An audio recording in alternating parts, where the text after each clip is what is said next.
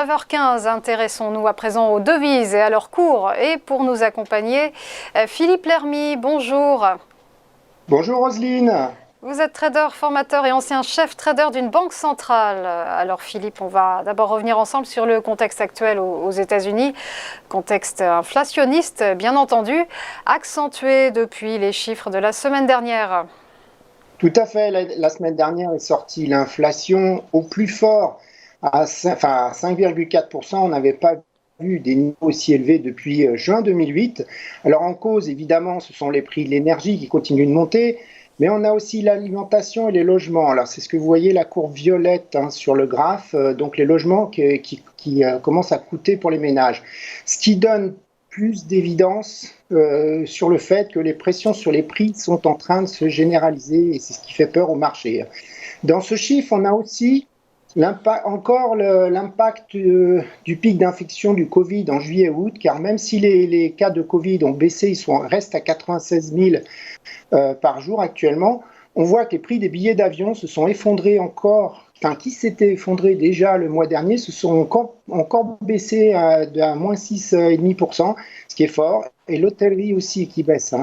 Voilà, donc le marché, il a quand même été soulagé le lendemain parce qu'il y a eu les prix à production qui baissent, donc puisque les producteurs sont affectés avec tous les problèmes de pénurie de semi-conducteurs, de logistique, mais bon, les prix à la production, ils restent quand même en forte hausse de 8,3% depuis le début de l'année. Voilà, et à côté de ça, donc la fameuse échéance du tapering se rapproche.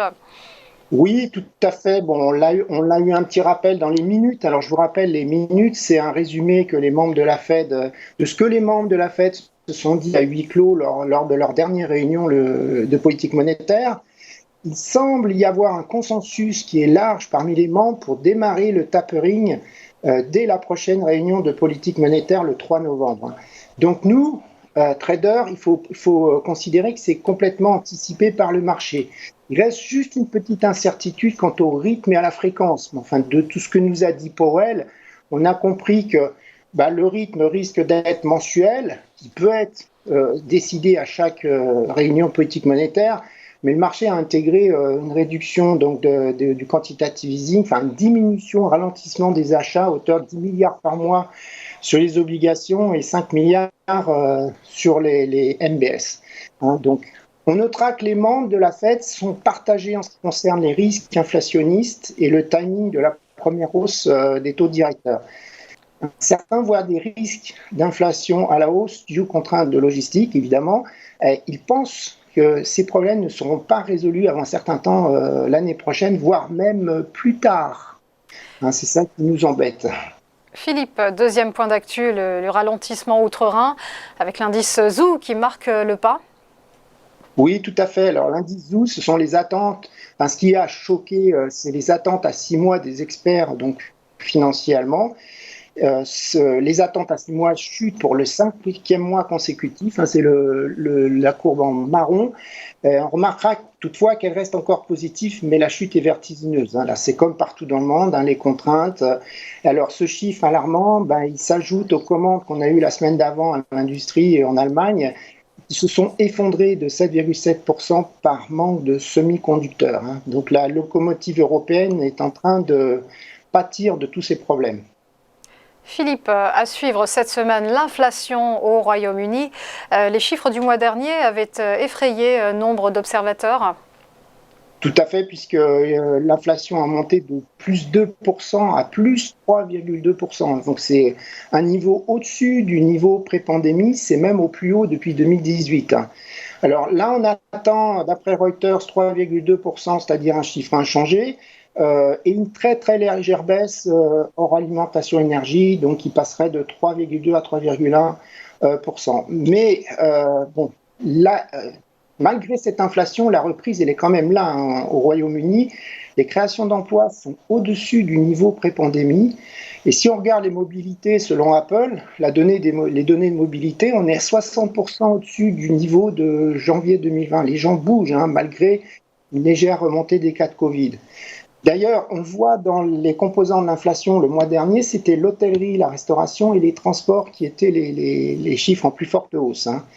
Donc là, le graphe que vous voyez sur l'écran vous montre que Les swaps de taux intègrent déjà sur le marché interbancaire des hausses du taux directeur de la Banque d'Angleterre, déjà d'ici la fin de l'année, et donc au total, ça fait 40 points de base d'ici fin février 2022. D'ailleurs, lors de la réunion de septembre, la BE elle-même a surpris car elle a annoncé donc qu'elle pourrait remonter son taux directeur avant la fin de son QE, c'est-à-dire la fin du QE, elle est prévue pour décembre 2021, où déjà une première hausse intégrée par le marché. Il y a Goldman Sachs qui pense qu'elle va carrément monter son taux directeur dès le prochain meeting, c'est-à-dire le 4 novembre. N'oubliez pas qu'après ce meeting, il est probable que les traders regarderont, je dirais, le côté pile de la pièce, c'est-à-dire tous les problèmes économiques dans l'alimentation, les problèmes qu'ils ont à recruter des chauffeurs pour la logistique notamment. Alors Philippe, il y a un mot qui revient beaucoup ces derniers temps, c'est celui de stagflation.